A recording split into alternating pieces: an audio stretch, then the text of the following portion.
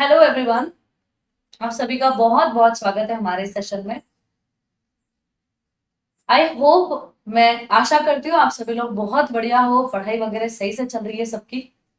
अब देखिएगा, आज जो सेशन है, जैसे मैंने कहा था आप लोगों को कि भाई फ्रॉम फ्राइडे हम जो सेशन है वो सेशन रिकॉर्डिंग्स के फॉर्म में ही देखने वाले हैं। अब बात ऐसी है कि जो टॉपिक मैं आज लेने वाली हूँ, ये टॉपिक हमने लाइव में भी डिस्कस किया था, but due to some technical issues, serious technical issues, हम वो लाइव पूरा नहीं कर पाए। उसी लाइव को हम रिकॉर्डिंग के फॉर्म में आपको प्रोवाइड कर रहे हैं। आई होप आप लोग आज का सेशन पूरा देखोगे, बहुत बढ़िया से समझोगे। एक्चुअली बात ऐसी है, इसका पार्ट वन हमने लाइव डिस्कस किया था और यही नरेशन का ही पार्ट सेकंड हम रिकॉर्डिंग के फॉर्म में देख रहे हैं। तो ऐसा हो सकता है कि आपको कुछ चीजों में डाउट्स आ सके। वैसे तो मैंने पूरी कोशिश कर दी है कि आपको कोई डाउट ना आए या फिर आपके सारे कॉन्सेप्ट्स क्लियर हो। बट स्टिल अगर कोई भी डाउट है तो आप कमेंट में डाल दीजिए। आपके डाउट जो है उस पर बढ़िया से मैं अटेंशन देकर उस पर हम बात करेंगे जब। ठीक है, तो मैं भी सेशन स्टार्ट करती हूँ। आज का टॉपिक है नरेशन पार्ट सेकेंड। इसका पहला पार्ट आपको मिल चुका है, लाइक हमने लाइव डिस्कस किया है, उसको ही हम रिकॉर्डिंग के फॉर्म में अभी आगे डिस्कस करेंगे। ठीक है, तो आज के सेशन में हम डिस्कस क्या क्या करने वाले हैं। तो आज के सेशन में हम डिस्कस करेंगे बेटा, जैसे देखिएगा, जो कल का लाइक इसके प्रीवियस जो सेशन था, वो प्रीवियस सेशन था अबाउट नरेशन। जो है ये नरेशन कितने अलग अलग वेरिएशंस में पूछा जाता है, वो मैंने आपको इंट्रोडक्शन के फॉर्म में बता दिया था। नरेशन किस तरह चेंज करे, और वो चार चार्ट देख रहे। अब वो कौन से चार चार्ट थे जिनके बारे में भी बात करेंगे। तो बेटा जैसे कि हमने डिस्कस किया था कि टेंसेस के अकॉर्डिंग नरेशन किस तरह चेंज किया जाए, तो ये बात भी हमने डिस्कस कर ली थी। बिल्कुल, ये चार्ट आप याद करिएगा। आप अगर रिवाइज कर रहे होगे तो रिवीजन भी हो जाएगा आपका बढ़िया से। देखिएगा, जैसे हमने देखा था कि पर्टिकुलर कुछ टेंसेस किस तरह अगले टेंसेस में चेंज होते हैं नरेशन चेंज करते वक्त। उसके बाद हमने देखा था modal auxiliaries, how modal auxiliaries are going to be change in the, क्या कहेंगे हम, प्रोसेस ऑफ नरेशन। ये भी हमने देखा था। उसके बाद में भाई मॉडल ऑक्सिलरीज एंड टेंसेस हमने देख लिया है। Then after that situational narration का चेंजेस भी हमने देख लिए थे। दिस को दैट क्यों कहते हैं, दिस को दोस क्यों कहते हैं, और उसके बाद टाइम के हिसाब से नरेशन कैसे बदलेगा। इन सारी बातों को मैंने लास्ट सेशन में बढ़िया से और बहुत बेहतरीन तरीके से डिस्कस कर दिया है। जिन भी बच्चों को आज का सेशन आपको दिख रहा है रिकॉर्डिंग के फॉर्म में, वो जरूर जाइएगा पार्ट वन पे, और पार्ट वन पहले देखकर ही पार्ट टू खत्म करिएगा। वरना क्या होगा ना, वरना समझेगा नहीं कुछ, क्योंकि ये लेवल अप का सेशन है। और इसका जो प्रीवियस लेवल था, मतलब लाइक उसका जो लेवल वन था ऐसा कहेंगे हम, वो हमने पिछले सेशन में देख लिया है। तो वो नहीं देखोगे तब तक ये क्लियर नहीं होगा। समझ गए क्या? नहीं तो फिर वो देख लो एक बार। ठीक है, तो भाई अब देखिए, ये सारी चीजें जो है वो चीजें रिवाइज करके ही आप बैठोगे। मैं अभी स्टार्ट करने वाली हूँ। सबसे पहले प्रकार, मतलब लाइक टाइप्स ऑफ सेंटेंसेस में नरेशन किस तरह चेंज होता है। वेरियस टाइप्स होते हैं, देखिएगा, सेंटेंसेस के वेरियस टाइप्स होते हैं, वेरियस स्ट्रक्चर्स होते हैं। तो भाई स्ट्रक्चर्स के अकॉर्डिंग जो हम कहेंगे नरेशन जो है वो किस तरह चेंज होता है। तो there are four types of tenses, sentences, वाक्यों के चार प्रकार होते हैं। कौन से? एक होता है असर्टिव, दूसरा होता है इंटरोगेटिव, तीसरा होता है इंपरेटिव, और चौथा वाक्य है एक्सक्लेमेटरी सेंटेंस। तो भाई हमने एक्सक्लेमेटरी, असर्टिव, एक्सक्लेमेटरी, इंटरोगेटिव और इंपरेटिव तो देखना ही है। बट सबसे पहले मैं डिस्कस करने वाली हूँ असर्टिव वाक्य को नरेशन में कैसे चेंज करते हैं, लाइक इसका डायरेक्ट टू इनडायरेक्ट नरेशन हम कैसा चेंज करते हैं। तो बेटा देखिए, असर्टिव सेंटेंस है। असर्टिव सेंटेंस मतलब एक ऐसी रचना हो जिस रचना में सब्जेक्ट पहले हो, उसके बाद वर्ब हो, और वर्ब के बाद ऑब्जेक्ट हो, like subject plus verb plus object. इस रचना को हम कहते हैं असर्टिव सेंटेंस। ठीक है, अब असर्टिव सेंटेंस का नरेशन कैसे बदलेगा, तो बेटा देखिएगा, फ्रॉम रूल वन जो भी मैं आपको पढ़ाते आ रही हूँ वो पूरा के पूरा असर्टिव सेंटेंस का चेंज है।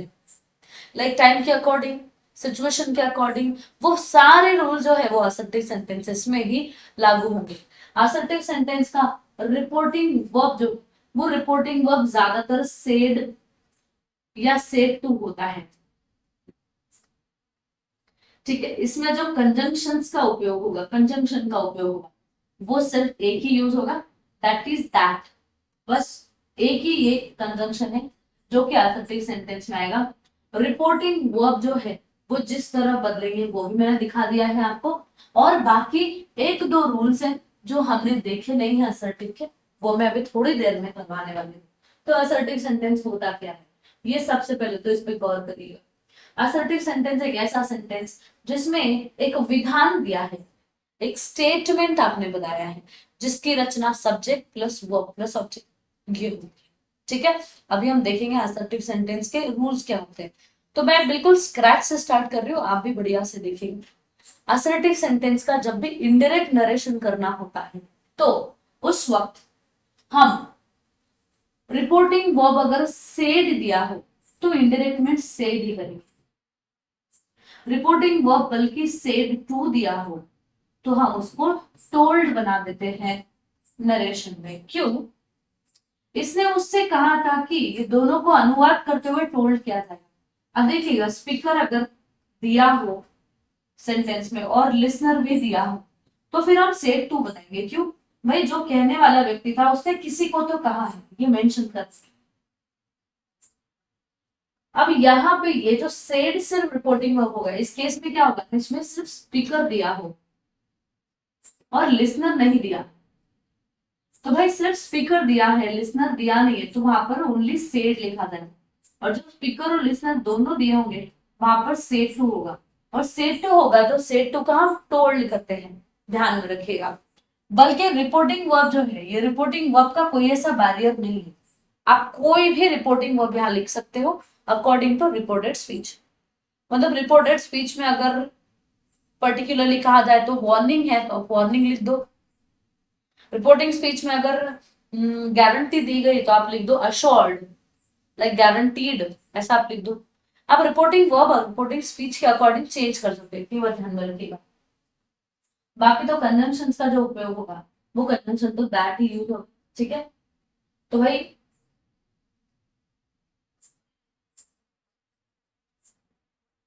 हम्म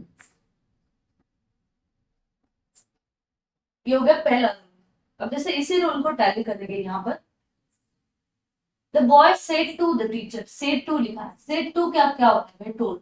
सो the boy told the teacher, अब ध्यान में रखिएगा से के साथ टू का उपयोग होगा, परंतु टेल टेल दैट मीन्स माने टू टू के साथ में सॉरी टेल के साथ दैट इज टोल्ड के साथ हम टू इस प्रपोजिशन का उपयोग नहीं करते, तो यहाँ पर टोल्ड टू नहीं होगा, सेड टू होगा।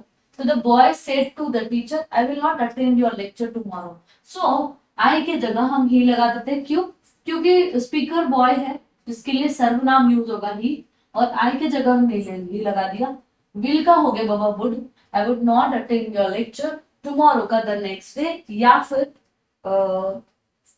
द फॉलोइंग डे भी हम बोलते हैं। The manager said I have analysed the report, only said दिया है बेटा, सेड दिया है तो सेड लिख दिया, बीच में लिख दिया दैट, आई की जगह हमने ही लिख दिया। क्यों? वो तो हमको पता है, हैव का हो जाता है had already, sorry I he had analysed the report, ये आपका आंसर होगा। जैसे कि अभी सबको ही ये आंसर जो है वो बहुत अच्छे से पता होगा और आप बढ़िया से इसको समझ सकते हो। असर्टिव सेंटेंस का रूल नंबर 1 तो हमने देख लिया है। उसके अगला रूल हम देख रहे हैं। रूल ये कहता है कि अगर रिपोर्टिंग वर्ब में सिंपल प्रेजेंट टेंस माने से, या सिंपल प्रेजेंट टेंस और सिंपल फ्यूचर टेंस की बात करते हैं, अगर रिपोर्टिंग वर्ब में सिंपल प्रेजेंट टेंस या फ्यूचर टेंस दिया हो तो उस वक्त उसका रिपोर्टिंग वर्ब चेंज ना करे इनडायरेक्ट स्पीच में, और रिपोर्टिंग स्पीच का टेंस ना बदले। ये रूल हमने बहुत ही खूबी तरीके से, बेहतरीन तरीके से देख लिया है। जैसे ही सेज है, so he says I am glad to be here this evening, so आप लिखोगे he says that, not said that, ये तो गलती होगी। ही सेज दैट ही लिखना है आपको, सेड नहीं। He says that he is glad to be, here का क्या हो जाएगा ना भैया, देयर हो जाएगा ना, दिस का क्या हो जाएगा भाई, दैट हो जाएगा। So many errors, that's it. आगे बात समझ में। Your father will say life was very hard during the war, तो योर फादर फ्यूचर टेंस का उपयोग हुआ है रिपोर्टिंग वर्ब में, तो उसको जैसे लिख दो, योर फादर विल से लिख दिया भाई, बीच में लिख दिया दैट, ठीक है। Life was very hard during the war, life was very hard during the war. Point number 1, आपने अगर रिपोर्टिंग वर्ब में सेड देख लिया तो आप सेड कर दो, सेड टू देख लिया तो टोल्ड कर दो, ठीक है।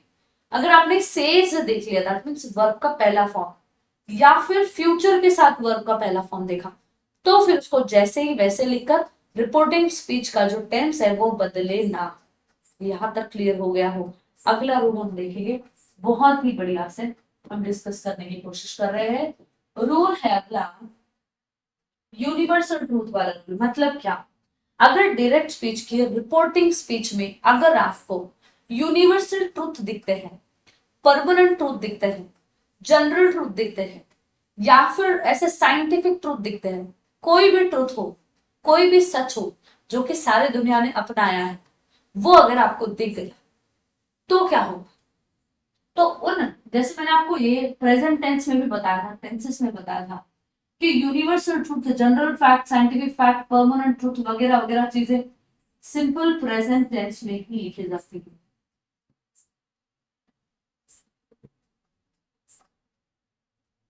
ओनली एंड ओनली कौन से टेंस में लिखी जाएगी, सिंपल प्रेजेंट टेंस में ही लिखी जाएगी। इनको आप भूलकर भी इनडायरेक्ट स्पीच में पास नहीं करिएगा या फ्यूचर नहीं करिएगा, एक बार ध्यान में रखिएगा। इसको कौन से टेंस में लिखा जाएगा बेटा, simple present tense. I hope you all are getting this. इसका टेंस ना बदले, माने कि जैसे अगर दिया हो he says,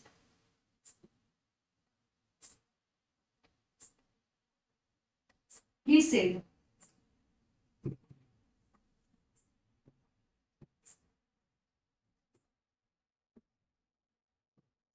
water boils at 100 degree Celsius, तो आप क्या करोगे, क्या आप ऐसा कर दोगे, he said that water boiled, मतलब लाइक V1 का V2 करोगे तो जी नहीं बेटा, आपको ऐसे ही लिखना है इसको। वाई, बिकॉज यूनिवर्सल ट्रूथ का हम टेंस कभी नहीं बदलते, चाहे वो इनडायरेक्ट स्पीच क्यों ना, इसको एज इट इज लिखिएगा, इसमें टेंसेस का कोई भी बदलाव नहीं होगा। ना कि अब भले ही देखा जाए तो इसमें प्रोनाउन भी चेंज नहीं होते, प्रोनाउन होते ही नहीं है, बट इसमें यूनिवर्सल ट्रूथ का चेंज होता नहीं। इतनी बात बिल्कुल ध्यान में रखिएगा, कोई दिक्कत नहीं होनी चाहिए, ठीक है। आई सेव इट, आपको नोट्स में ये पूरी बातें जो है ये बिल्कुल मिल जाती है, ठीक है। अब रूल नंबर 3 कहता है कि रिपोर्टिंग वर्ब्स और भी यूज हो सकते हैं, सिर्फ दो ही रिपोर्टिंग वर्ब्स नहीं है, सेड और टोल्ड, बल्कि रिपोर्टिंग वर्ब्स अश्योर्ड, ये भी यूज कर सकता है। अश्योर्ड मतलब किसी को कोई चीज की गारंटी देना, अश्योर्ड। एडमिट मतलब कबूली देना, उसके बाद भाई फॉरगिव मतलब माफ कर देना, अनाउंस बिलीव विश्वास करना, क्लेम करना, complain, deny, explain, promise, propose, reply, request, suggest and think, इतने सारे जो है हम कहेंगे रिपोर्टिंग वर्ब्स का उपयोग डायरेक्शन के टॉपिक में किया जा सकता है, हाँ ना। तो बात समझिएगा। जैसे मैं एक एग्जांपल के तौर पे आपको समझाती हूँ, दो एग्जांपल देते हैं। पहला example, he said to the employees the company will continue to operate in the future. इससे क्या समझ रहा है कि उसने एम्प्लॉयज से कहा, क्या कहा कि कंपनी जो है वो कंपनी भविष्य में भी ऑपरेट होने वाली है। अब भविष्य में भी ऑपरेट होने वाली है, ये एक मैनेजर लाइक कोई एक व्यक्ति अपने एम्प्लॉयज को क्यों कहता है, क्यों कहता है, एक गारंटी देने के तौर पे, समझाने के तौर पे कि भैया आप टेंशन नहीं लो, कंपनी चालू रहेगी। जैसे मैंने आपको कुछ दिन पहले कहा था कि बेटा जस्ट डोंट वरी, हमारे इंग्लिश के लेक्चर्स कंटिन्यू है, तो मैंने आपको अश्योरिटी दी थी, समझ रहे हो नहीं। तो अश्योरिटी का वर्ब अश्योर्ड होता है, अश्योर। तो वही यहाँ पे आ गया, he assured the employ, assured के साथ टू का उपयोग नहीं होगा, ठीक है। He assured the employees that company would continue to operate in the future. आगे the principal said there will be no class tomorrow. So the principal, अब ये ऐसा कब कहते हैं, एक अनाउंसमेंट कर रहे हैं, प्रिंसिपल एक अनाउंसमेंट कर, तो कह रहे हैं there will be no class tomorrow. तो भाई the principal announced that there would be no class the next day. Tomorrow के लिए हम क्या यूज कर रहे हैं, the next day का उपयोग हम करते हैं। तो बस बोलने का तात्पर्य इतना ही है कि आपके पास अलग अलग तरह के रिपोर्टिंग वर्ब्स का भी ऑप्शन होता है। मैंने आज ढेर सारे वीडियोस और क्वेश्चंस डिस्कस करने की कोशिश की है। आप लोग बहुत अच्छे से, बहुत बढ़िया से आज पढ़ोगे, है ना। एक एक चीज बिल्कुल, हम जैसे कहते हैं ना कि आपको बिल्कुल निचोड़ के पढ़ना है आज एकदम। जितनी भी चीजें मैं बताऊं उसको एक एक शब्द को लर्न कर लीजिए, ठीक है। चलिए बहुत बढ़िया से अगले जो टाइप ऑफ सेंटेंस को हम चेंज करने वाले हैं नरेशन में, वो है इंटरोगेटिव सेंटेंस।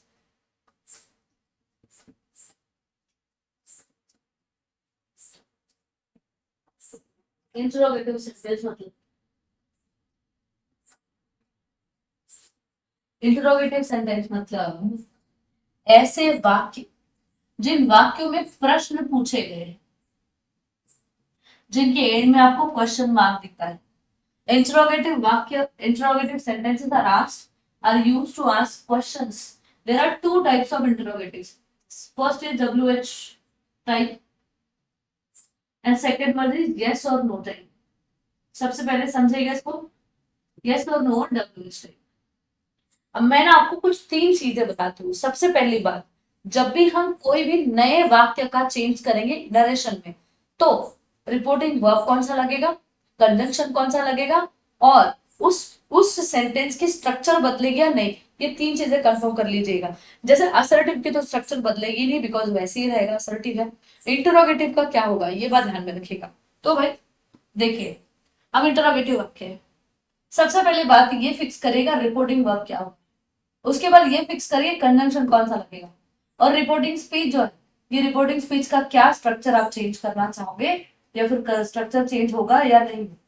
तो मैं इन तीनों के जवाब आप लोगों को दूंगी। सबसे पहले आप ध्यान देंगे, इंटरोगेटिव वाक्य के होते हैं दो प्रकार। एक होता है भाई WH टाइप, और अगला होता है यस और नो। यस और नो और WH टाइप माने जो भी प्रश्न पूछने के बाद आपको जवाब हाँ या ना में मिलेगा, हाँ या ना के रूप में अगर जवाब मिल रहा है, तो आपके पास जो जवाब आ रहा है वो जवाब हाँ या ना के रूप में आ रहा है। इसलिए आपने जो पूछा हुआ सवाल है वो है यस और नो टाइप प्रश्न। और भाई जब भी आपने कोई सवाल पूछा और उस सवाल में आपको एक स्पष्टीकरण मिलता है जवाब के तौर, तो उसको कहते हैं WH टाइप प्रश्न। WH टाइप प्रश्न ज्यादातर, ज्यादातर मतलब ही मोस्टली ये WH वर्ड से स्टार्ट होते हैं बेटा जी।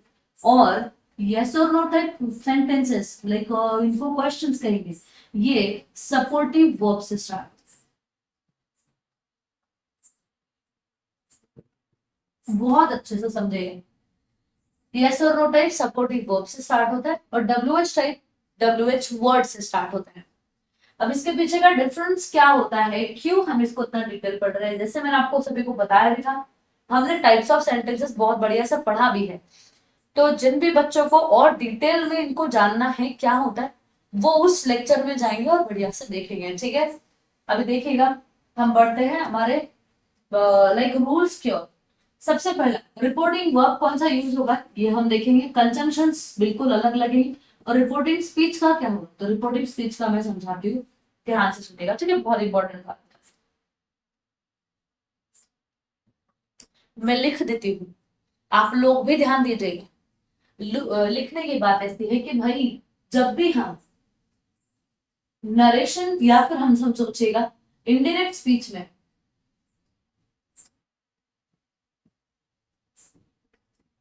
स्पीच इंटरोगेटिव वाक्य असर्टिव बन जाता है। इंटरोगेटिव वाक्य से असर्टिव वाक्य हो जाता है। इंटरोगेटिव वाक्य से हम क्या करते हैं, उसको असर्टिव बना देते हैं। जब भी हम डायरेक्ट स्पीच का इंटरोगेटिव, जब भी हम डायरेक्ट स्पीच को इनडायरेक्ट स्पीच में कर देते हैं, लाइक डायरेक्ट स्पीच को इनडायरेक्ट स्पीच में कन्वर्ट करना चाहेंगे, तब इंटरोगेटिव वाक्य असर्टिव बन जाएगा। माने इसका अर्थ क्या हुआ, तो भाई गौर से बढ़िया से देख लोगे ना तो क्लियर हो जाएगा। तो इंटरोगेटिव सेंटेंस की रचना होती है supportive verb,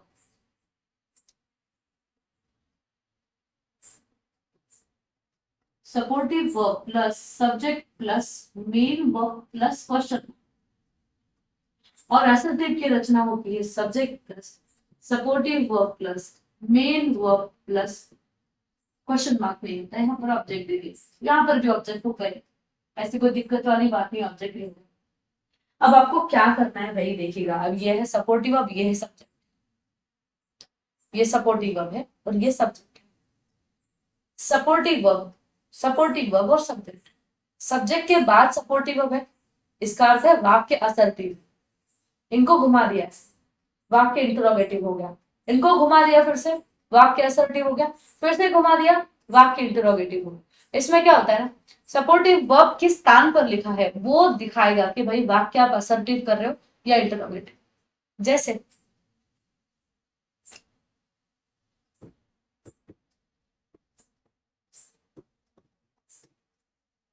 are you okay, okay तो नहीं बोलना चाहिए, आर यू फाइन और यू आर फाइन, दोनों में क्या डिफरेंस है भाई। पहली बात तो मैम जी हमको दिख रहा है कि एक में क्वेश्चन मार्क लगा है, एक में क्वेश्चन मार्क नहीं लगा, मेरे बच्चे इतने प्रतिभाशाली है कि सबसे पहले पंक्चुएशन मार्क करेंगे। दूसरी बात क्या है भाई, दूसरी बात ऐसा है मैम जी कि आर यहाँ पर यू के बाद है और अगले सेंटेंस में आर यू के पहले, माने यू है सब्जेक्ट, आर है सपोर्टिव वर्ब, सब्जेक्ट के बाद सपोर्टिव वर्ब दिया है, और अगले में सपोर्टिव वर्ब है आर और सब्जेक्ट है यू, सपोर्टिव वर्ब के पहले आपको सब्जेक्ट के पहले आपको सपोर्टिव वर्ब दिख रहा है। तो दोनों में अंतर है कि भाई पहला वाक्य असर्टिव है और अगला वाक्य इंटरोगेटिव। कितना आसान है, कितना आसान है देखिएगा, इंटरोगेटिव को सपोर्टिव क्या करेंगे हम असर्टिव करना और असर्टिव को इंटरोगेटिव करना, पूरा खेल है सपोर्टिव और सब्जेक्ट पे। तो आपको बस ध्यान में रखनी है एक बार कि भाई इंटरोगेटिव का असर्टिव बन जाएगा अगर आपको डायरेक्ट स्विच का इंडायरेक्ट स्विच करना हो तो। I hope it is pretty clear for you all. हम बढ़िया से एग्जांपल्स के तौर पे देखेंगे। सबसे पहला इंडायरेक्ट स्विच हम चेंज करने की कोशिश करेंगे, वो है यस और WH टाइप प्रश्न। जो भी प्रश्नों में WH वर्ड का उपयोग होगा सपोर्टिव वर्ब से पहले, उनको हम कहेंगे WH word type, WH type प्रश्न, WH टाइप इंटरोगेटिव। अब इसको कैसे बदला जाता है इंडायरेक्ट स्पीच में, किस तरह हम चेंज करेंगे। रिपोर्टिंग वर्ब, इंटरोगेटिव सेंटेंस में जो रिपोर्टिंग वर्ब है वो रिपोर्टिंग वर्ब ये सारे यूज होंगे, ask, inquire, demand, want to know, wonder etcetera. Conjunction जो यहाँ यूज होने वाले हैं वो है WH वर्ड्स, ध्यान में रखिएगा। मतलब माने कि क्वेश्चन में अगर व्हाट दिया हो तो आप कंजंक्शन में व्हाट ही लिखेंगे, क्वेश्चन में अगर वाई दिया हो तो आप कंजंक्शन भी वाई लिख लीजिएगा, उसमें अगर हुज दिया हो तो आप हुज लिख लीजिएगा, कुछ भी जैसे जो भी WH वर्ड दिए है उसको आप बिल्कुल लिख लीजिएगा इंटरोगेटिव वाक्य का असर्टिव में या इंडायरेक्ट में। और इंटरोगेटिव सेंटेंसेस इनडायरेक्ट स्पीच में क्वेश्चंस नहीं होते, इसका अर्थ है इंटरोगेटिव सेंटेंस इनडायरेक्ट स्पीच में असर्टिव हो जाते हैं। इसका अर्थ मैं रिपीट करूंगी, सपोर्टिव वर्ब प्लस सब्जेक्ट के जगह पर सब्जेक्ट प्लस सपोर्टिव वर्ब हो जाना, इतना आसान है, बहुत ही आसान है। इस रचना में आ गया तो बाकी सारी चीजें भूल जाइए, बढ़िया से याद रखिएगा। इन एग्जाम्पल्स को चेंज करने की कोशिश करेंगे। सबसे पहले मैं शो करती हूँ आपको कि भाई कैसे बदला जाएगा। सबसे पहला क्वेश्चन है, सबसे पहला प्रकार WH, she said to him, उसने उसको कहा what can I do for you dear, उसको डियर बोल दिया। अब क्या आप डियर लिखोगे? जी नहीं, उसने उसको डियर कहा। हमको एग्जैक्ट वर्ड्स नहीं बताने, क्यों इंडायरेक्ट स्पीच कर रहे हो आप। रिपोर्टेड स्पीच में हम एग्जैक्ट शब्द नहीं बताते बल्कि हम एक्सप्रेशन देते हैं एग्जैक्ट शब्दों का। अब यहाँ डियर का कोई भी एक्सप्रेशन नहीं दिया जाएगा, वो तो एक भावना है, बोल दिया, इतना सीरियसली नहीं लीजिएगा। आपको अगर किसी लड़की ने डियर बोल दिया तो आपको लगेगा डियर बोल दिया भाई, कोई बात नहीं भाई, आपको वो जस्ट एन एक्सप्रेशन, कोई बहुत बड़ा इमोशन नहीं है डियर के पीछे। हाँ, डियर और प्रिय ये दोनों सिनोनिम नहीं, डियर को प्रिय नहीं कहते हिंदी में, एक बात ध्यान रखिए। चलिए ठीक, what can I do for you dear, she said to him. अब यहाँ टोल्ड नहीं होगा, प्रश्न है, टोल्ड नहीं होगा, यहाँ आगे आस्क्ड, आस्क के साथ टू ना लगे। मैं आपको ना बता ही दूंगी अगले सेशन में कि कौन से वर्ब्स के साथ प्रेपोजिशन का यूज होता है और कौन से वर्ब के साथ नहीं। ओके, ठीक है। She asked him, "What can I do for you, dear?" So she asked him, "What?" अभी देखिए ना बहुत अच्छे से, कैन आई दिया है, कैन आई दिया है, कैन के बाद आपको आई दिखता है ना। कैन के बाद आई होना मतलब वाक्य है इंटरोगेटिव। इंडायरेक्ट स्पीच में इंटरोगेटिव का असर्टिव हो जाता है, ठीक है। तो कैन आई का हो जाएगा बेटा जी आई कैन, और आई के जगह आप स्पीकर लिखोगे ना, और कैन का आप पुट कर दोगे। सो वर्ड को हमने कंजंक्शन बना के लिख दिया, ठीक है मैम। आई के जगह हमने ये शी स्पीकर थी तो वो लिख दिया, और कैन का हो गया put. Do for you, you हमारे ये जो लड़का है जिसको डियर कह रही है उसी के लिए, तो भाई for him, that's it. So she asked him what she could do for him. आगे बात समझ में पक्का 100%। क्या होता है ना, असर्टिव बनाना पड़ता है हमको। असर्टिव बनाना मतलब subject plus verb plus object, और इंटरोगेटिव से बनाना पड़ता है। तो इंटरोगेटिव में सपोर्टिव ऑफ शुरुआत में आता है, उसको बस सब्जेक्ट के बाद फेंक दो, बस खत्म। और टेंस बदलना है जरूर, टेंस बिल्कुल चेंज होगी। हाँ चलिए ठीक है। Policeman said to us, where are you going? So हमें कहाँ पुलिसमैन ने कहाँ जा रहे हैं? So policeman inquired us, inquired to us नहीं होगा, ठीक है, इंक्वायर्ड अस। कंजंक्शन वही लिख दिया, where are you,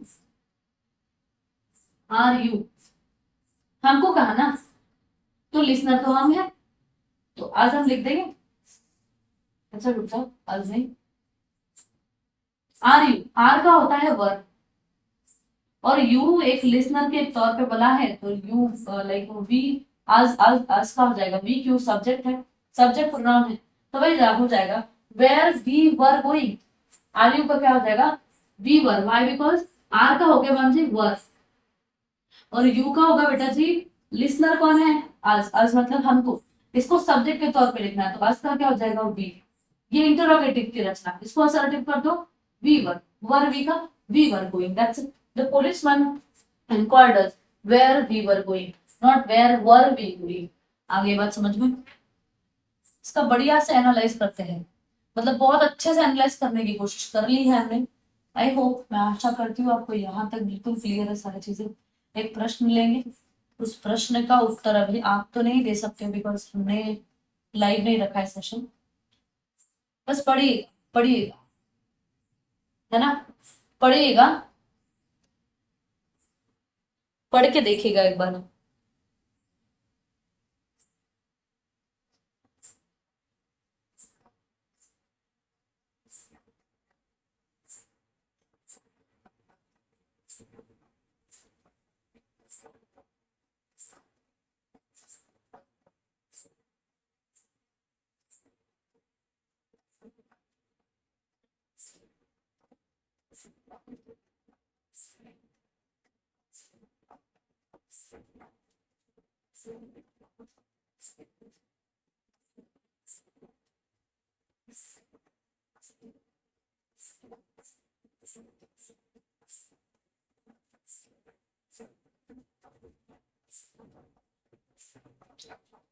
He said to me, "Why did you strike me?" So said to me, इसको हमको इनडायरेक्ट में करना है, तो वही यहाँ आ गए, he inquired to me, he inquired of me, he asked me, and he said, said me तो नहीं होता है, said to होगा, तो ये फोर्थ हो गया, ठीक है। अभी अगर आपने देख लिया बढ़िया से, उधर डिड दिया, डिड माने वर्ब का सेकंड, डिड माने वर्ब का सेकंड, वर्ब का सेकंड फॉर्म दिया हो तो हम क्या करते बेटा जी, हैड प्लस वी3 करते हैं। हाँ जी, अब हैड प्लस वी3 देखिएगा, इधर क्या हैड दी है, जी नहीं मैम गलत हो गई, क्या इधर हैड दिया है, जी नहीं, ये भी गलत। ऑप्शन नंबर सेकंड आपका जवाब, he inquired of me why I had struck him, inquired of me, inquired of, inquired to नहीं, इंक्वायर्ड ऑफ मी। अब एक्चुअली इंक्वायर्ड ऑफ मी, ये जो आपने दिखा उससे आप ज्यादा कंफ्यूज हो गए हो, बट कोई दिक्कत नहीं, आपने अगर टेंस बढ़िया से पढ़ लिया फिर भी आपको आंसर आ जाएगा। V2 का हैड प्लस V3 होता है, इतना आपने क्लियर कर लिया, आपका आंसर बिल्कुल सही है ना। चलिए तो भाई आगे देखते हैं। अगला इंटरोगेटिव वाक्य का अगला नेक्स्ट टाइप है, दैट इज यस और नो टाइप प्रश्न।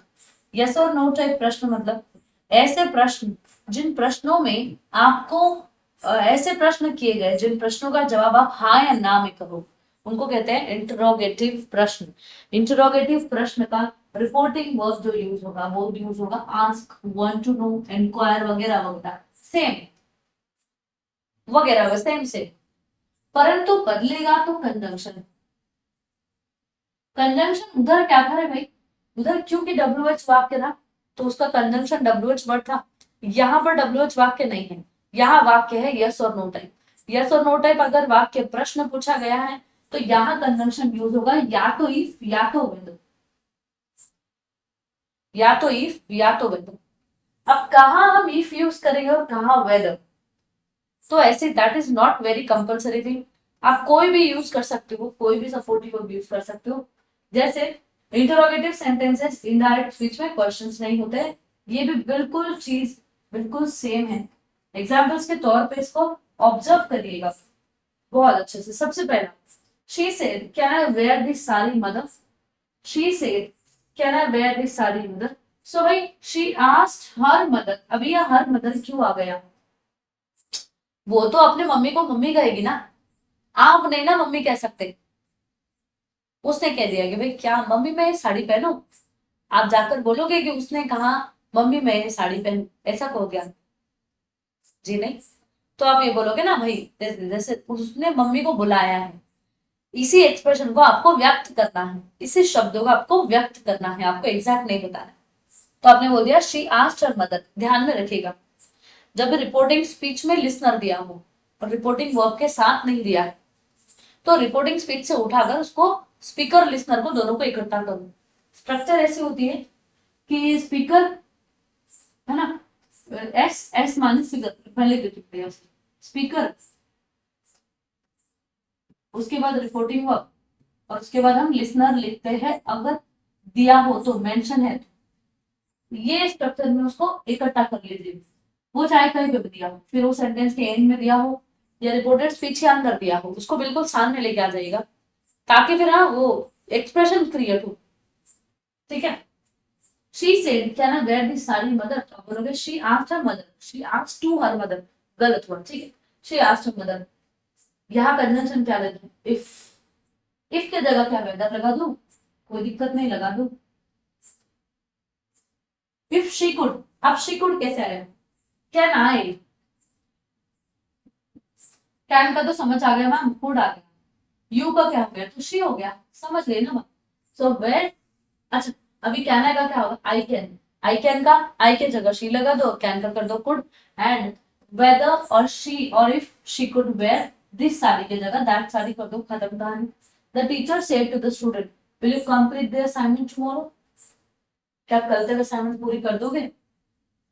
पहली बात तो शिक्षक ने इसे सवाल नहीं करना चाहिए, शिक्षक ने सीधा बोलना चाहिए भाई कब तक असाइनमेंट पूरी चाहिए। बट ठीक है कोई दिक्कत नहीं, बड़े पोलाइट प्रिंसिपल है। तो भाई teacher, teacher asked the students whether they would complete the assignment by the next day। आई ना बात समझ में? will you है listener, listener है students, इसलिए you का हो गया they, and will का हो गया would, and would they का हमने कर दिया they would। so whether they would complete the assignment by the next day। I hope you guys are getting it। बढ़िया से आप लोगों को सारी जो है प्रॉब्लम जो है वो प्रॉब्लम आपकी ठीक हो रही है। अब एक सवाल हम ऐसा करेंगे जो सवाल आपको अपने एग्जाम में पूछा गया है, ऐसे कुछ प्रश्नों का हम देखेंगे, आपको पूछे गए प्रश्न जैसे आपको जवाब दे दिए गए हैं तो कौन हुआ तो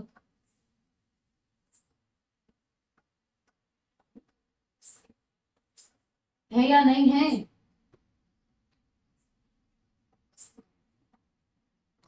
इसमें भी प्रश्न नहीं है, नहीं है प्रश्न, कोई दिक्कत नहीं, नहीं है प्रश्न तो हम और प्रश्नों का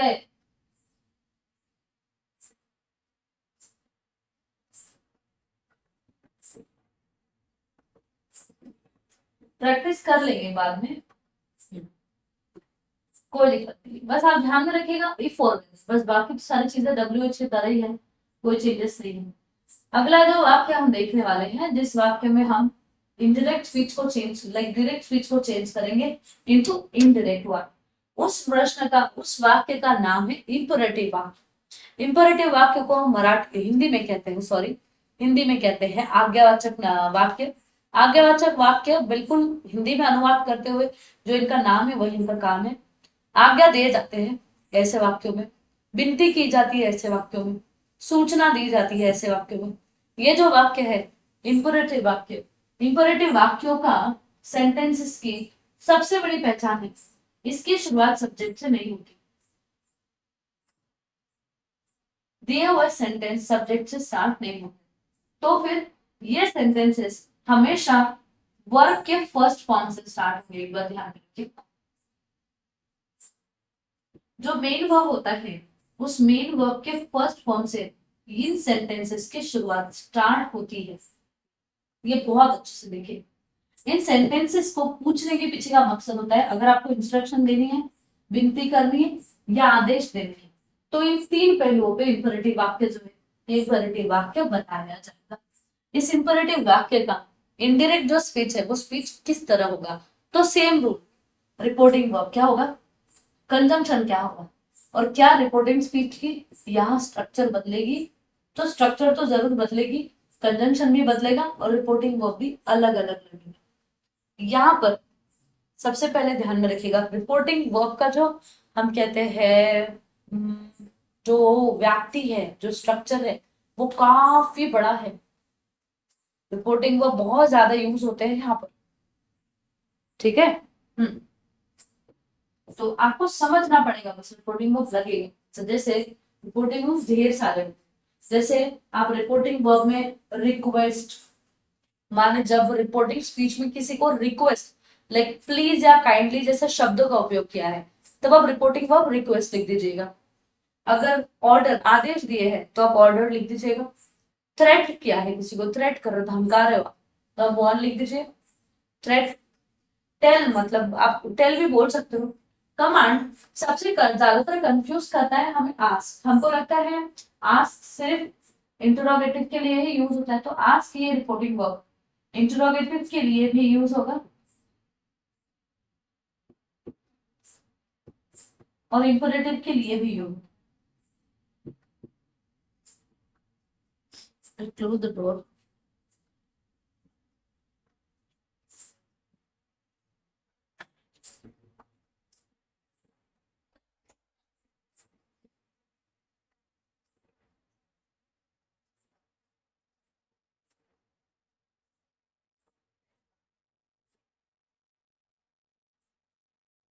इंटरोगेटिव और इंपरेटिव दोनों के लिए यूज होता है। कैसे? आस्क का अर्थ पूछा भी होता है और मांगा भी। आस्क के दो अर्थ होते हैं, एक तो पूछा भी होता है और एक मांगा भी होता है। अगर पूछा बोल दिया तो भाई इंटरोगेटिव, और मांगा बोल दिया तो इंपरेटिव। तो भाई ऐसा तो अंग्रेजी में तो हमको एग्जैक्ट वर्ड्स नहीं पता चलेंगे, बट ऐसा होता है, समझिए। तो भाई देखिएगा, इंपरेटिव जो वाक्य है, ये इंपरेटिव वाक्यों के कंजंक्शंस कौन से यूज होने वाले हैं, तो कंजंक्शंस यूज होंगे टू या नॉट टू। बहुत बेहतरीन रूल है, ध्यान में रखिएगा। टू कब लगेगा? जब इंटरोगेटिव सॉरी इंपरेटिव वाक्य ये पॉजिटिव होगा, तो अफर्मेटिव जिसको हम कहते हैं, और जब ये नेगेटिव हो जाएगा तब नॉट टू लगा। नेगेटिव मतलब इसमें डोंट का उपयोग होगा, तो आप नॉट टू लगाओ, और इसमें डोंट का उपयोग नहीं होगा तो आप टू लगाओ, बस वर्ब के पहले फॉर्म में।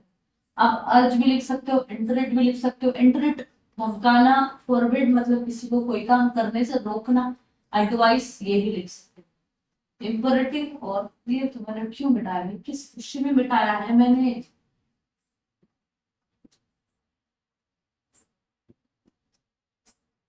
इंटरोगेटिव और इंपरेटिव दोनों के लिए आस्क का यूज हो सकता है, तो कंफ्यूज नहीं हो जाइएगा कि मैम ने तो आस्क कहा था इंटरोगेटिव के लिए, इंपरेटिव में कैसे लगा। चलिए ठीक है। Call the first witness said the जज, तो call the first witness said the जज, हम बोलेंगे द जज कमांडेड ठीक है, कमांडेड। अब जज तो आदेश ही देंगे ना, जज रिक्वेस्ट तो नहीं करने वाले, कमांड करेंगे, ये तो आदेश होता है ना। फर्स्ट विटनेस को बुलाओ, ये एक आदेश होगा। आदेश है तो जज commanded to call the first witness, खत्म, बिल्कुल इजी है। He said, "Be quiet and listen to me." So he urged them. अब यहाँ अर्ज के साथ आपको लिसनर की जरूरत पड़ी, ठीक है, क्यों, आपको बताना था कि किसको उसको अर्ज करनी है। तो भाई उसने ना यहाँ इमेजिनरी देन लिख दिया, कोई दिक्कत नहीं, वहां पर मी भी आ गया होता तो कोई प्रॉब्लम नहीं होती। So he urged them to be quiet and listen to him, me के जगह आपने ही लगा दिया। आई नहीं बात समझ में क्या? ठीक है, यहाँ तक इंपरेटिव वाक्य क्लियर हो गया? कोई दिक्कत है किसी को?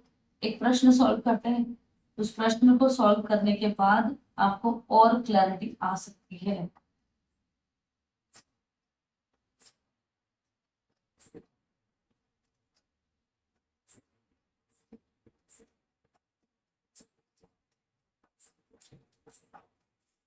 आपको अपने ही सवाल में प्रश्न, जैसे एएसबी के किसी एक एग्जाम में पूछा गया है, प्रश्न था, जवाब आपके सामने है, अब आपको जवाब देने की कोशिश नहीं करनी है, आपको जवाब दिया हुआ जवाब समझने की कोशिश करनी है।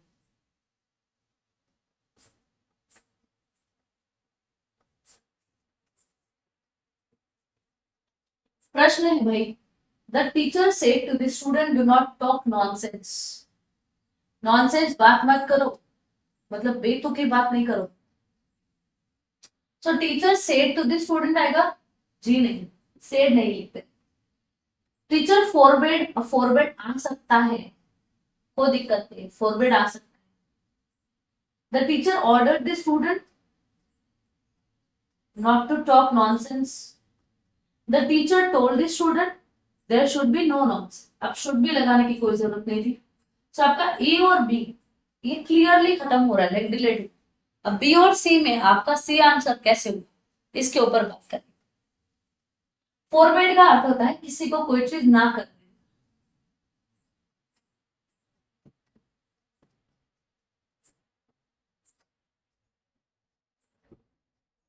जैसे मैं अगर आपको फॉरवर्ड करती हूँ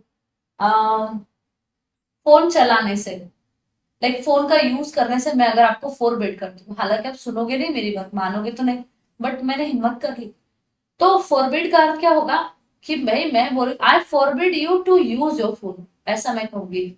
मतलब फोन यूज करने से मैं तुम्हें रोकती हूँ, ऐसा मैं कहूंगी। मैं ऐसे नहीं कहूंगी फोन यूज ना करने से मैं तुम्हें रोकती हूँ।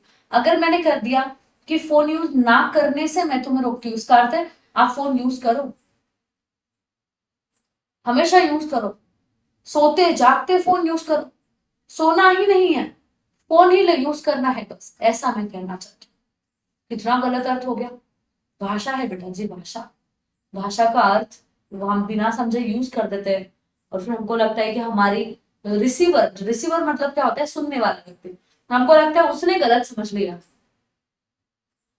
तो आपने गलत बोला तो उसने गलत समझ लिया।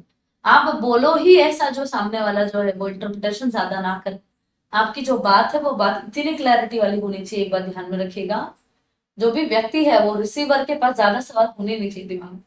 आप अगर बोलोगे कि I forbid you to use the phone, तो उसके दिमाग में आ गई कि भाई ठीक है अपने को फोन यूज करने से रोक रहे हैं। अगर आपने बोल दिया I forbid you not to use the phone, उसके दिमाग में भाई मेरे को फोन नहीं यूज करने से रोक रहे हैं, मतलब मुझे फोन यूज करना है हमेशा। ऐसे कैसे मैम बोल सकते हैं, टीचर ऐसे कैसे सलाह दे सकते? प्रश्न आया नहीं यार? तो भाषा, भाषा इज वेरी गुड। तो फॉरबिड का अर्थ होता है किसी को आपने रोक दिया। अब आप रोक दिया बोल रहे हो और आप नॉट ट्रू का भी यूज कर रहे हो, तो बात तो उल्टी पड़ गई, इसलिए बी ऑप्शन आ गया और सी ऑप्शन बिल्कुल सही। इसका जवाब आता था forbid the teacher forbid the student to talk nonsense, मतलब बेतुकी की बात करने से रोक रहे हैं। नॉट टू टॉक नॉनसेंस मतलब टीचर चाहते हैं कि नॉनसेंस बात करो, करो बेटा मजे करो, नॉनसेंस बातें, ठीक है। तो इसको ध्यान से पढ़िएगा, है ना बेटा। देखो मैं आपको बताती हूँ, आपको लगता है ईएसबी के एग्जाम है, ग्रुप 3 ग्रुप 4 के एग्जाम है, हम तो दे देंगे नाम, हमको तो बहुत अच्छे से आता है। आप लोग बहुत इंटेलिजेंट हो, मुझे पता है। बात ऐसी है ना, और ऐसी है, ओवर कॉन्फिडेंस नहीं होना चाहिए बस। ओवर कॉन्फिडेंस में हम बहुत सारे सवाल गलत कर देते हैं।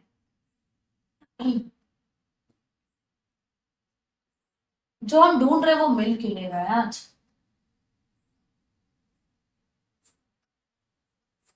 नहीं, कोई बात नहीं, एक्स्ट्रामेट्री के वाक्य ज्यादा है, अब एक्स्ट्रामेट्री हम पढ़ने ही वाले हैं।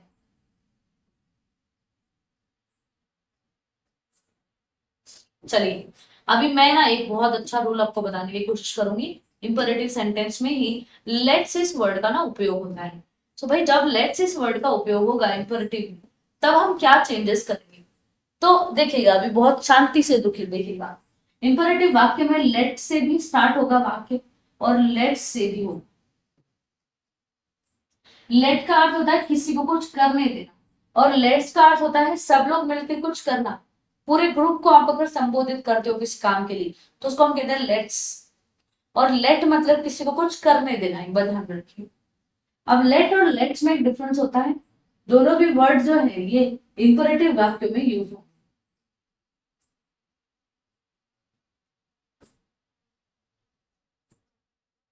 लेट अगर सेंटेंस के स्टार्ट में है, तो टू या नॉट टू का उपयोग करिएगा कंजंक्शन के तौर पर। बाकी तो चीजें बिल्कुल सेम होगी। अगर नॉट लगा है तो नॉट टू लगाइए, नॉट नहीं लगा है तो टू लगाइए, ठीक है। परंतु लेट्स लगा है, तो लेट्स का रूल बिल्कुल अलग है, बिल्कुल अलग। लेट्स का रूल क्या होता है? लेट्स अगर सेंटेंस के स्टार्ट में हो, तो आप रिपोर्टिंग वर्ब बिल्कुल दो ही यूज कर सकते हो, या तो सजेस्टेड या तो प्रपोज्ड, या तो सजेस्टेड या तो प्रपोज्ड। और कंजंक्शन आप दो अलग तरह से यूज कर सकते हो। सबसे पहला तरीका कंजंक्शन का होता है, सबसे पहला तरीका कंजंक्शन का होता है, या तो आप दैट यूज कर लो और फिर लिखो वी शुड या they should,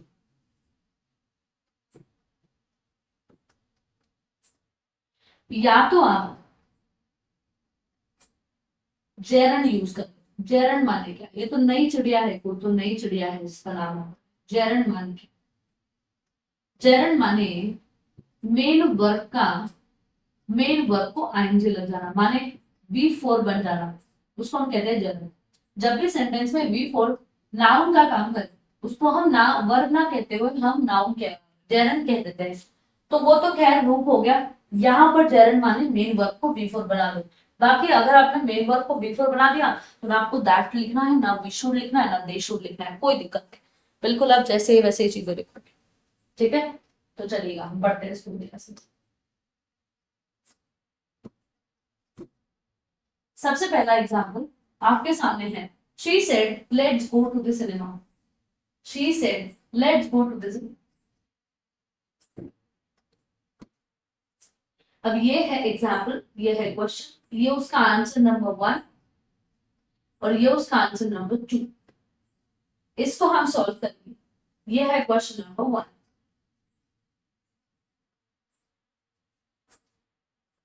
she said let's go to the cinema, इसको कैसे किया? शी सेड का हो गया भाई शी सजेस्टेड, ठीक है। शी सजेस्टेड, शी प्रपोज्ड, आप कुछ भी लिखो, कोई बैरियर नहीं आपके पास। शी सजेस्टेड, तो दो अलग अलग तरह से आपने चेंज किया। या तो आपने दैट इज कंजंक्शन का यूज किया, so she suggested that they should go to the cinema, या तो she suggested going to the cinema. ऐसे दो अलग अलग तरीके से आपने इस प्रश्न को जो है वो चेंज किया। अगला जो है सेकेंड क्वेश्चन जो है, इसको हम सॉल्व करते हैं फिर से। ही सेड, ही सेड की जगह प्रपोज लिख दो या सजेस्टेड, मैं यहाँ प्रपोज लिख दूं। he proposed, he proposed, he proposed, he proposed to me that we should, we should have a team building,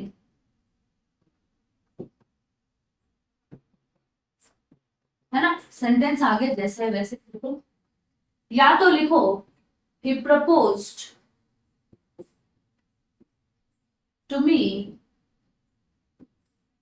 having team building और बाकी सारी चीजें जैसे क्या क्या, जब दैट का यूज किया ना तब वी शुड या दे शुड का यूज किया, और जब दैट का यूज नहीं किया तब जेरंड यूज कर दिया। बाकी सारी चीजें बिल्कुल करो, ऐसे भी कर सकते हो और ऐसे भी कर सकते हो, कोई दिक्कत नहीं, बिल्कुल कुछ नहीं। आगे जी बात समझ में? पक्का? बहुत सही। चलिए हम एक प्रश्न देखते हैं, उस प्रश्न को सॉल्व करने के बाद मैं आपसे दोबारा पूछूंगी कि क्या समझ आई बात। प्रश्न है, let's leave the case at the station. अच्छे से पढ़ो, जवाब मैं दूंगी आप नहीं दोगे पता है मुझे, रिकॉर्डिंग चल रही है, बट बस पढ़ो, आपको पढ़ना है।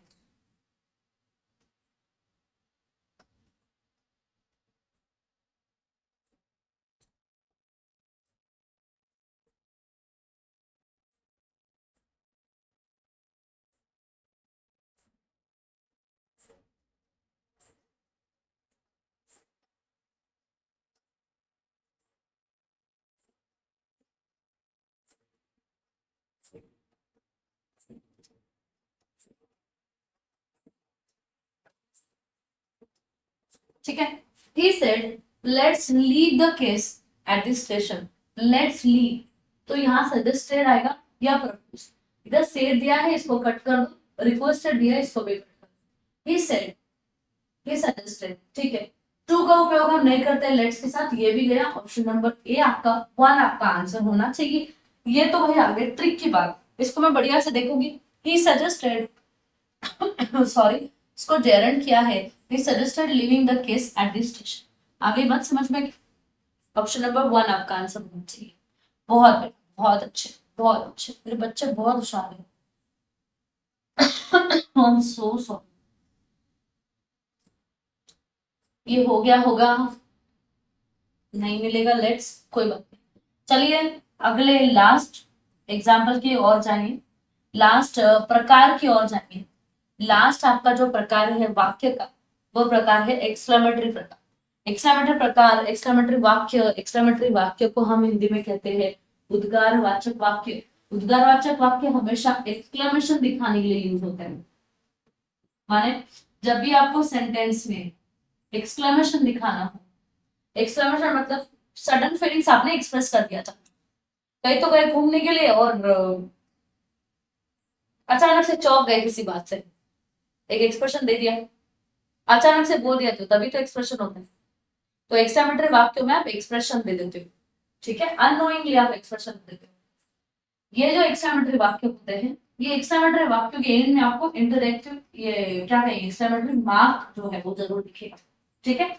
अब इसमें आपको रिपोर्टिंग वर्ब कौन सा यूज होगा, कंजंक्शन कौन सा यूज होगा, उसका रिपोर्टिंग स्पीच का जो स्ट्रक्चर और टेंस जो है वो बदलेगा या नहीं बदलेगा, तो इस पर हम बात करेंगे, ठीक है। सबसे पहले ध्यान दीजिए, एक्सक्लेमेटरी वाक्य, इसके रिपोर्टिंग वर्ब्स क्या होंगे, तो रिपोर्टिंग वर्ब्स ढेर सारे के सारे होंगे, जैसे exclaim, wish, pray, declare, cry out, applaud, curse, desire, ऐसे डिफरेंट डिफरेंट फलाना फलाना, इससे रिपोर्टिंग वर्ब जो है रिपोर्टिंग वर्ब हो गए।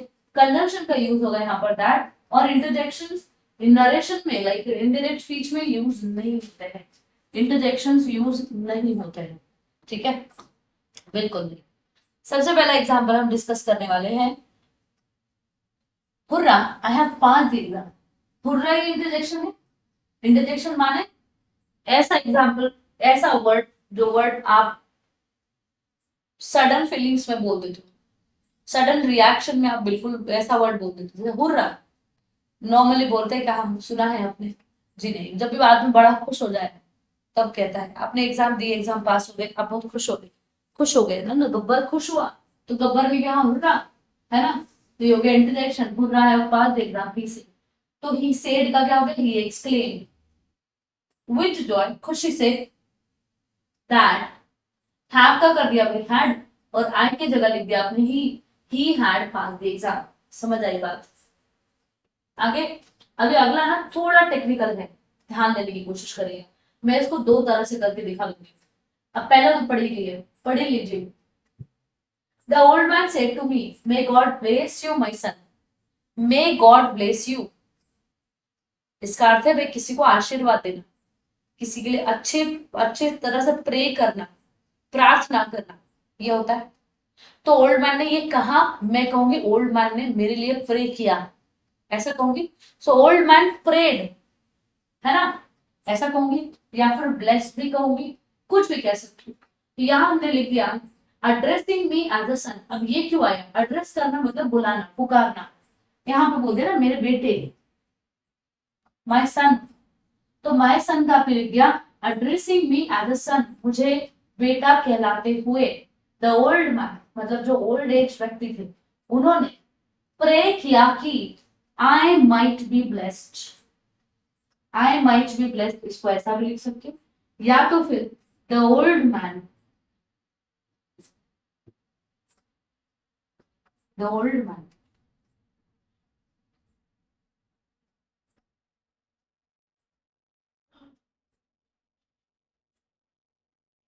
ब्लेस्ड, नहीं ब्लेस्ड नहीं करेंगे, prayed, prayed and called me his son.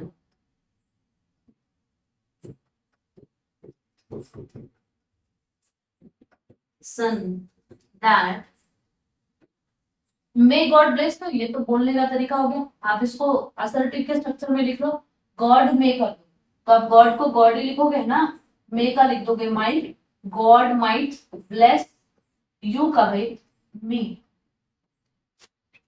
ठीक है। पासिव वॉइस नहीं बना है तो भी चलेगा, बट ये तरीका ज्यादातर नहीं दिखेगा आपको एग्जाम में इतना सरल, ये तरीका ज्यादा सही है। ऐसा दिखेगा ही नहीं ऐसा नहीं कहूंगी मैं, दिख भी सकता है नहीं भी, पॉसिबिलिटी दोनों भी, दोनों भी पॉसिबिलिटी में हिस्सा जो है वो चेंज जरूर हो सकता है, ठीक है। यहाँ तक क्लियर है, कोई दिक्कत है किसी को नहीं। एक प्रश्न सॉल्व कर रहे हैं बहुत अच्छे से।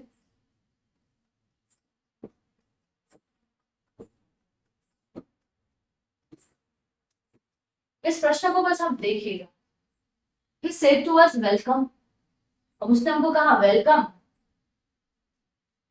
स्वागत है, स्वागत ऐसा। अब इसको भाई said to us welcome, उसने हमको वेलकम कहा, तो उसने कहा नहीं, उसने वेलकम किया ना, एक्सक्लेमेशन ही है यार, ध्यान में रखिएगा, एक्सक्लेमेशन ही है, एक्सक्लेमेशन बहुत वेरिएशन में पूछा जाता है एग्जाम में। तो उसने मुझे कहा, आपको कहा कि भाई स्वागत है, आप स्वागत है माने क्या, वेलकम। तो ही सेड टू अस, तो ही सेड टू का क्या हो जाएगा बेटा, told, he told us that welcome, जी नहीं, क्या वेलकम बोला उसने, नहीं, हमारा वेलकम किया ना, तो वेलकम किया। आपको क्या ध्यान में रखना है, एग्जैक्ट शब्द नहीं देने, शब्दों को एक्सप्रेस करना है। उसने हमारा वेलकम किया, ये एक्सप्रेशन दे दो आप बस, खत्म। सो ही वेलकम, खत्म,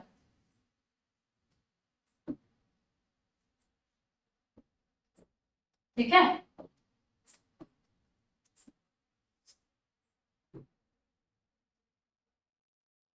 हम्म, I wondered how many discoveries went unheeded। अब क्या है, ये है एक सादा प्रश्न, एक्सक्लेमेटरी नहीं है, ये इंटरोगेटिव है, इसको हम करते हैं, बट पहले हम एक्सक्लेमेटरी कर लेंगे तो बढ़िया हो जाएगा।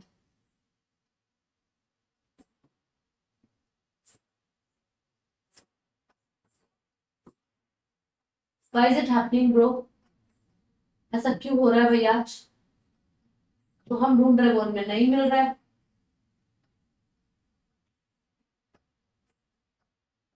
कोई बात नहीं। मैं एक काम करती हूँ ना, जो नेक्स्ट सेशन होगा उस नेक्स्ट सेशन में इसके एग्जाम्पल जरूर करवाऊंगी।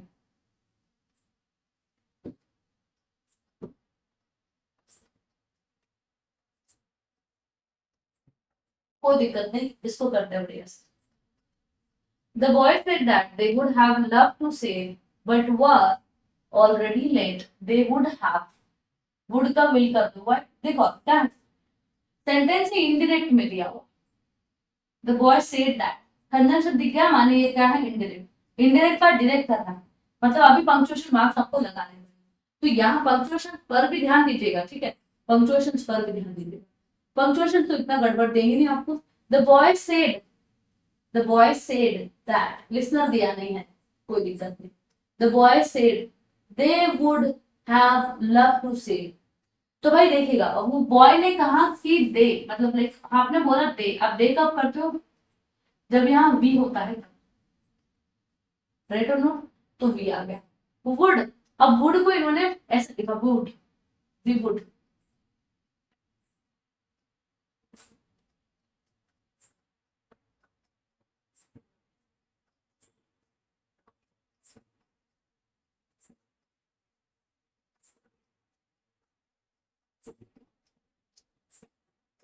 We would have love to से,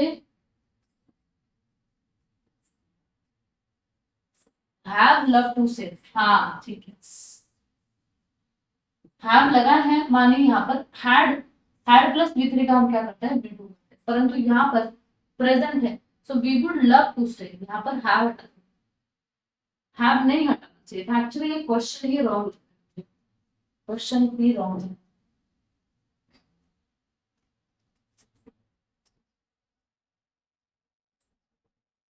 अब यहाँ से आप गेस कर सकते हो कि इधर वर दिया है तो वर का आर होना चाहिए, तो इधर आर, इधर वर ही दिया है तो ये गलत हुआ। ठीक है, ओके, ये वर तो बिल्कुल गए। We would love to have stayed, ये भी गलत गया, हैव स्टेड क्या होगा, we would have love to stay. अच्छा अच्छा अच्छा अच्छा अच्छा अच्छा। हाँ ठीक है, अभी मैं समझाती हूँ। We would have love to stay, loved to stay, love to का लव टू होगा, लाइक वी टू का वी वन, परंतु यहाँ पर मिसिंग एक वर्ड है हैव, यहाँ पर हैव दे देना चाहिए था, हैव यहाँ पर दिया नहीं, इसलिए कंफ्यूज हो रहा है, बट कोई बात नहीं, सी ऑप्शन आपका आंसर निकल रहा है। यहाँ पर वी टू दे दिया, love to, we would love to stay but we were, यहाँ पर वर दे दिया, ये बिल्कुल सही है, परंतु वर दे दिया आर का, और इधर we would love to have stayed, ये भी डी ऑप्शन है, आंसर आपका सी आएगा। बट ये क्वेश्चन का आंसर जो है, वो आंसर थोड़ा कंफ्यूजिंग इसलिए बन रहा है क्योंकि इसमें हैव का यूज जो है, वो हैव का यूज आपको दिखता नहीं है। तो यहाँ तक बिल्कुल क्लियर हो गए। अभी हम बहुत सारी बातें जो है वो नरेशन के बारे में और भी करेंगे। आप एक बार क्या कर लीजिएगा, इसका ना रिकॉर्डिंग देख लीजिए, इसका रिकॉर्डिंग देखने के बाद आपको बहुत सारी चीजों की क्लैरिटी आ सकती है, ऐसी मैं आशा करूँ। और ये सेशन मैं यहीं पे खत्म करती हूँ अभी। सारी चीजें तो हमने ऑलमोस्ट खत्म कर दी है, कोई दिक्कत नहीं है, इसके प्रश्न लिए जाएंगे अगले सेशन में।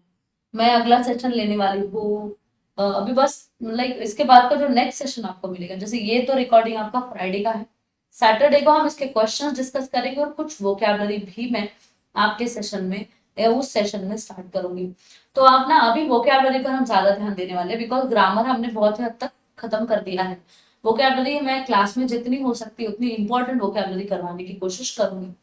तो जैसे रिकॉर्डिंग्स आपको मिल रही है वैसे ही आगे कंटिन्यू होगी, बिल्कुल इसी समय पर, ठीक है। मिलते हैं अगले सेशन में, तब तक आप अपना ख्याल रखें, वो तो आप रख ही रहे हो, आप बढ़िया से पढ़िएगा। अभी क्या है, जब हम लाइव करते हैं तब हम थोड़ा एक चेक होता है हमारा, अभी क्या हो गया है, अभी रिकॉर्डिंग्स के तौर पे आपको ख्याल अभी आपको रखना है अपनी पढ़ाई का। तो मैं आशा करती हूँ आप लोग उतनी जागरूकता रखते हो और बढ़िया से पढ़ रहे हो। मिलते हैं कल के सेशन में, आप अपना ख्याल रखिए। जय हिंद, बाय बाय।